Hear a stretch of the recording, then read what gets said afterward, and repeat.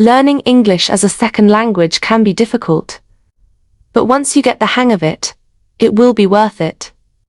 If you speak English fluently, traveling will be more fun. You don't have to wait for the latest best-selling book or Hollywood movie to be translated in your native language, and much more. So how can you learn English effectively? Here are 6 practical tips. 1. Study phrases, not words.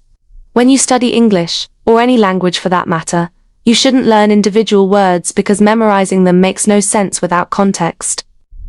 Instead, you should study whole phrases. Memorizing the meaning of words is much easier if you know what they mean and how they are used in a sentence.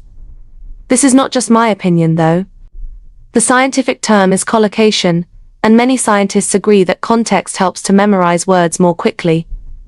2. Learn by listening. Don't rely just on reading textbooks to learn the English language. Textbooks are great for teaching you about grammar and vocabulary, but they can't teach you how to have a conversation. If you want to learn how to speak English, learn by listening, and not by reading alone. There are different listening strategies you can use to understand what is being said. When you listen more, you will pick up useful vocabulary and grammar without even realizing it. 3. Prioritize quality over quantity.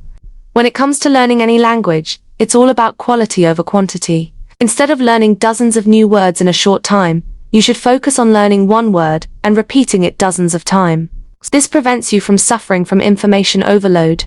In addition, this strategy allows you to place the meaning of words and phrases deeper into your brain. As a result, you won't forget them easily.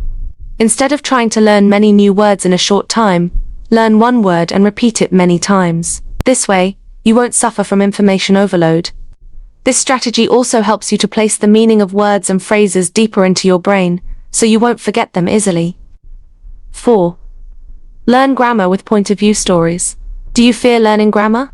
Grammar is there to help you say and write correctly, but it can get complicated. Maybe you don't even know the grammar of your mother tongue and still say things correctly.